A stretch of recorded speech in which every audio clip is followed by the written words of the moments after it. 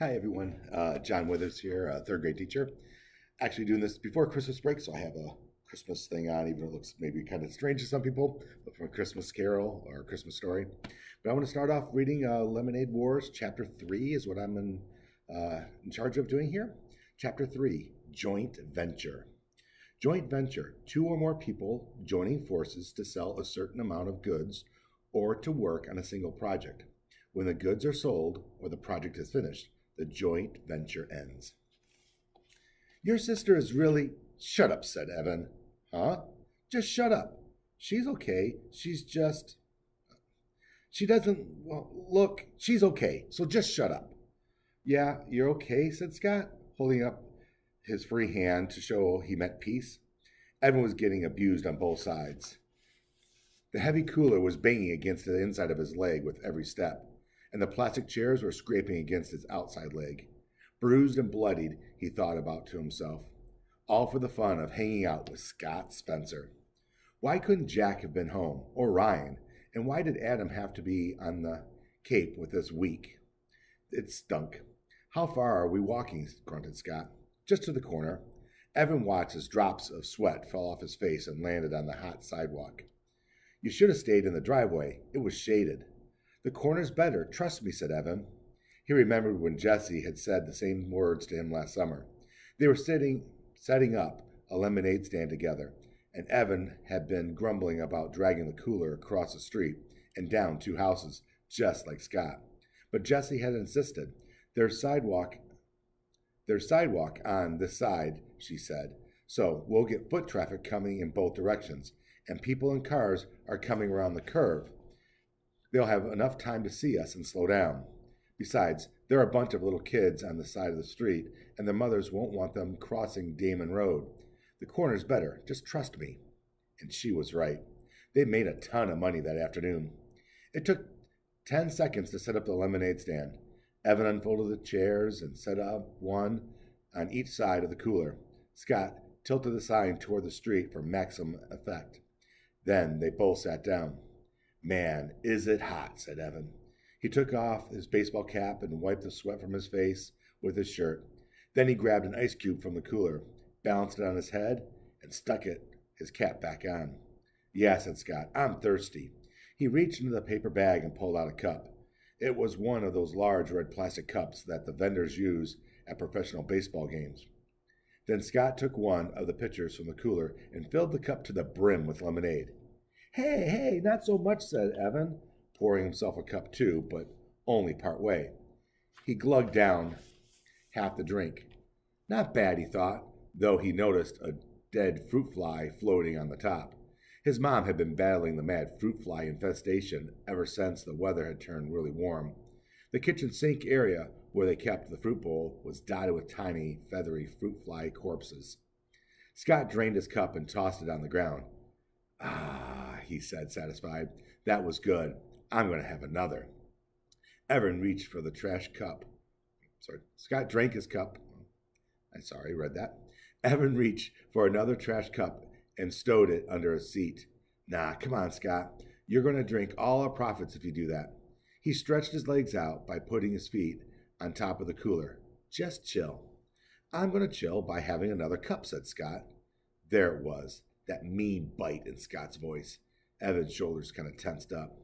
Move your feet, said Scott. It's hot out here. Dude, Evan sat up expectantly and looked down the street. Hey, here comes our first customer. A mother pushing a double stroller came into view. At the same time, one of the kindergartners from down the street rode her bike up, noticed the sign, and quickly pedaled back to her house.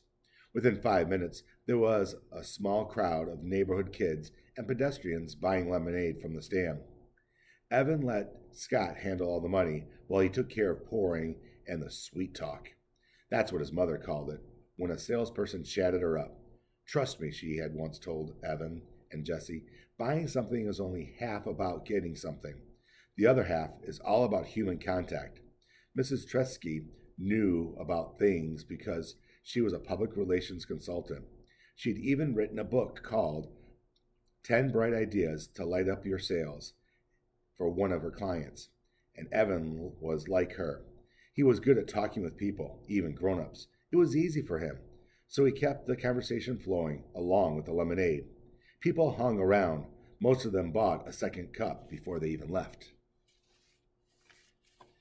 Evan was so busy, he almost didn't even notice Jessie flying out of the garage on her bike and riding down the street toward them. Good riddance, he thought. But at the same time, he kind of wondered, where was she going? During the lull in the business, Evan walked all around the stand, picking up the discarded plastic cups. Scott sat in his chair, jingling the coins in his pocket. Man, we're going to be so rich, said Scott. I bet we made $5 already. I bet we made 10. How much you think we made? Evan shrugged. He looked at the stack of used cups in his hand and he counted the rims. 14. They had sold 14 cups so far, and each cup of lemonade cost 50 cents. Evan heard Mrs. DeFazio's voice in his ear. Mrs. DeFazio had been his third-grade teacher, and she'd done everything she could to help Evan with his math. If one cup of lemonade sells for 50 cents, and you sell 14 cups of lemonade, how much money do you have? Word problems. Evan hated word problems. And this was impossible anyway. He was pretty sure the right equation was 14 times 50 equals, well, but how was he supposed to solve that? That was the double-digit multiplication. There was no way he could do that problem like that. And besides, some of those 14 people had bought refills but used the same cup. But how many? He didn't know. Still, he knew they'd made a pretty good amount of money. That estimate was close enough for him. How much do you think we could make if we sold all of them? Asked Scott. I don't know, said Evan. Maybe $20? That sounded high, even to him, but Evan was optimistic. Do you really think that much? Both boys looked in the cooler. 3 pitchers were empty. They only had half a pitcher left. You were pouring the cups too full, said Scott. You should have poured less in just one of those cups. Or maybe all of them. Who knows? You're the one who bought the huge plastic cups. You could fit a gallon in those cups, said Evan. Besides, I wasn't going to be chintzy. They were paying a whole $1 for it. They deserve a full cup. And anyway, we can just go home and make more. My mom has cans of lemonade in the freezer. So go home and make some more, Scott said. Oh, yes, your Majesty. Oh, High Commander, your Infiniteness. Why don't you just go and make it? 'Cause I'm chillin', said Scott, leaning back in his chair with a stupid grin on his face. Evan knew he was joking, but this was exactly why he didn't like Scott. He was always thinking of himself, always looking for some way to come out on top. If they were playing knockout, Scott always came up with a new rule that helped him win. If they were doing an assignment together, Scott always figured out how to divide it so he had less work to do. The kid was a weasel, no 2 ways about it. But everyone else was out of town. Evan didn't want to spend the day alone, and Jessie was on his poop list, as his mom would call it. The dog did something he wasn't supposed to do. Evan might never play with Jessie ever again. Evan crossed the street and went into the house. He was surprised to find that there were no more cans of lemonade in the freezer. Wow, there had been so many this morning. Luckily, there was a can of grape juice in the freezer and a bottle of ginger ale in the fridge. It'll work, he thought. People just want a cold drink. They don't care if it's lemonade. He mixed up the grape juice at the sink. The fruit flies were more out of control than ever. Thanks to the lemonade, the boys had dribbled on the countertop. Evan swatted a couple, but most of them drifted out of his reach and settled on the fruit bowl. He wished his mother believed in chemical warfare, but for Mrs. Tresky, it was all natural or nothing. Usually nothing. When he went back outside to the lemonade stand, Evan noticed that the last pitcher was turned upside down on the cooler. "Aw, come on, Scott," he said. "What? It was hot, and you said we could always make more." "Yeah, well, we didn't have as much in the house as I thought. I've got grape juice and ginger ale." "Oh, I hate ginger ale," Scott said. "I wouldn't give a penny for it." It turned out that a lot of people felt the same way. Business was definitely slower. The day got hotter. The sun beat down on them fiercely, and that it was easy to imagine the sidewalk cracking open and swallowing them whole. Fanning himself, Evan asked, How much money do you really think we could make? I don't know, said Scott, pushing his baseball cap down over his eyes. I mean, on a hot day like this, Evan said, silently adding the words, or tomorrow. If we sold 8 pitchers of lemonade, what do you think we'd make? 8 pitchers? I don't know. Scott shook his head. His baseball-capped face wagged back and forth. Too hot for math, and it's summer. Evan pulled the red pen out of his pocket, and he started to write down on his palm of his hand. 8 times question mark. 8 times 50? Question mark. Divided by 2? Question mark. Well, that didn't seem right. Jessie would know. She'd do the math in a second. Evan capped the pen and jammed it into his pocket. But I bet it's a lot, said Evan. I bet on a hot day like this, we could actually make some real money in the lemonade business. Yeah, said Scott. Then we'd be rich, and I'd get an Xbox, the new one with the dual controls. I'd get an iPod, said Evan. He'd been saving for over a year, but every time he had some money to put away, well, it just kind of disappeared, like the $10 from Grandma.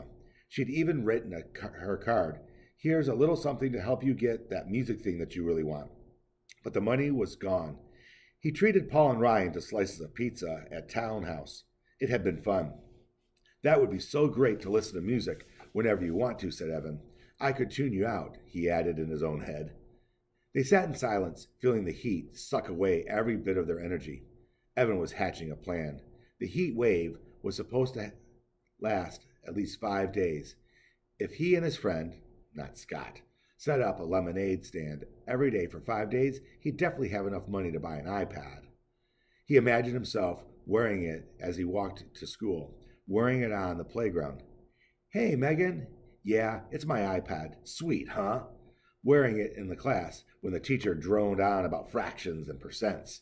Nah, but it would be so cool. At least there would be one thing that didn't totally stink about going back to school. After 2 hours, they decided to call it quits. Sales had dropped off fast, and then stopped altogether. Hey, did you notice something? Asked Evan, stacking the chairs. What? Said Scott. We started the stand. Most of our business came from that direction. He pointed down the street toward the curve in the road. But after an hour, not one person who walked past us from that direction bought a cup. Not one. They all said, no thanks, and just kept walking on. Why do you think? Don't know, said Scott. Boy, you're a real go-getter, said Evan. You know that? Scott socked him in the chest. But Evan defended and knocked Scott's cap off. While Scott was scrambling for his hat, Evan said, just hang here for just a minute, okay? And he set off down the street.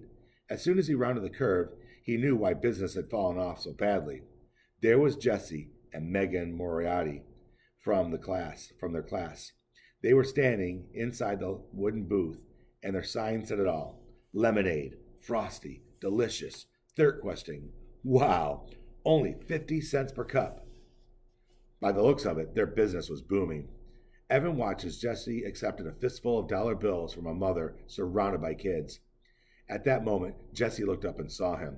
Evan had a weird feeling, like he'd been caught cheating on a test. He had to run and hide somewhere. Instead, he froze. What would Jessie do? Evan couldn't believe it. She sneered at him. She cocked her head to the side and gave him a little, I'm so much better than you smile. And then, she waved the money in her hand at him. She waved it as if to say, look how much better we've made selling lemonade. Bet you can't beat that. Evan turned on his heel and he walked away. Behind him, he could hear Megan Moriarty laughing at him, clear as a bell. Hopefully you enjoyed today's reading, guys, of The Lemonade War. And I'm casting off for now. See you later.